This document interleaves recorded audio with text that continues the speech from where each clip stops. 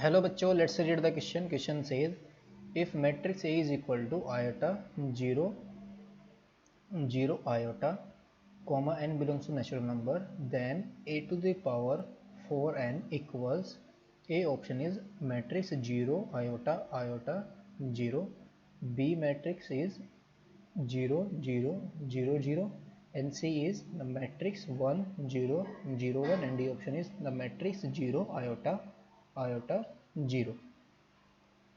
तो इस क्वेश्चन के अंदर हमें बताना है कि a to the power 4n की वैल्यू क्या आएगी, यानी कि a to the power 4n अगर इस मैट्रिक्स का हम क्या फाइंड आउट करें, a to the power 4n find out करें तो इनमें से कौन सा ऑप्शन यहाँ पर करेक्ट होगा. तो की concept of this question is,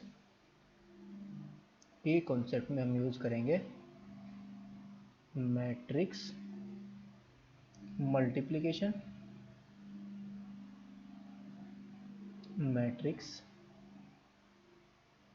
multiplication, matrix multiplication. और जो a टू द पावर 4 होगी मैट्रिक्स, वो कैसे फाइंड आउट करेंगे. a to the power 4 is equal to होगा a into A into A into A, यानी कि 4 टाइम्स मल्टीप्लिकेशन. और जो a टू द पावर होता है वो क्या होता है, a इंटू ए और डॉट डॉट डॉट a कितने टाइम्स होता है, ये n टाइम्स. नाउ और यहाँ पर हम एक यूज़ करेंगे iota to the power iota square की value, iota square is equal to कितना होता है -1, इसको हम यहाँ पर यूज़ करेंगे. नाउ जो मैट्रिक्स गिवन है वो क्या है, given that the matrix A is equal to iota 0 0 iota. तो अगर इस मैट्रिक्स का हम क्या फाइंड आउट करें, ए स्क्वायर, तो ये क्या होगा a इंटू ए, यानी कि 2 बार मल्टीप्लाई कर देंगे सेम मैट्रिक्स की, तो ये आ जाएगी आयोटा 0 0 आयोटा और into iota 0 0 iota.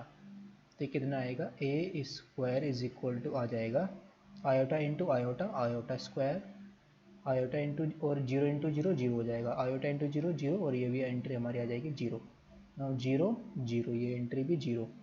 Now 0 into 0 और plus iota square, iota into iota क्या हो जाएगा, आयोटा स्क्वायर. तो ए स्क्वायर इज इक्वल टू कितना आ गया हमारे पास, ए स्क्वायर इज इक्वल टू आ गया, आयोटा की स्क्वायर की वैल्यू यूज़ करेंगे -1 0 0 -1.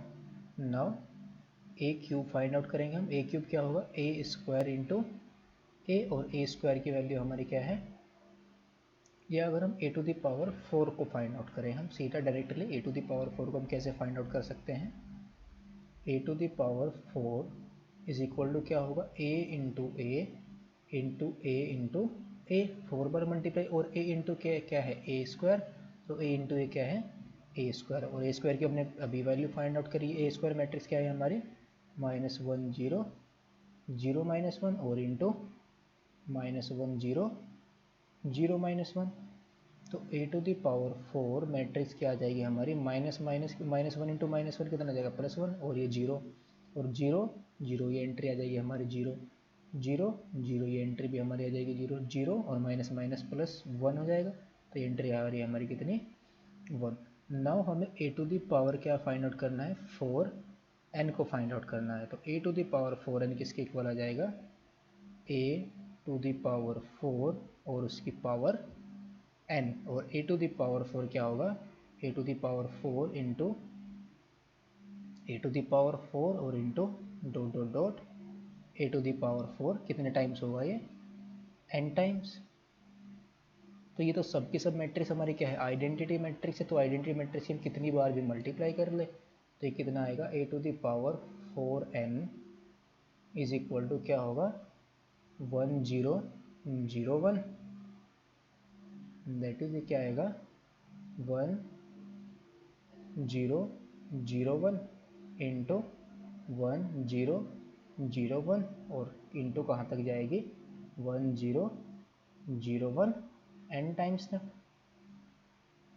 और ये मल्टीप्लिकेशन कितना आ जाएगा, बिकॉज ये तो सबकी सब आइडेंटिटी मैट्रिक्स, तो a to the power 4n हमारे पास क्या आ जाएगा, 1 0 0 1, दैट इज आइडेंटिटी मैट्रिक्स. तो ऑप्शन हमारा कौन सा करेक्ट होगा, option number C is the correct option. Hope you understood it well. Best of luck. Thank you.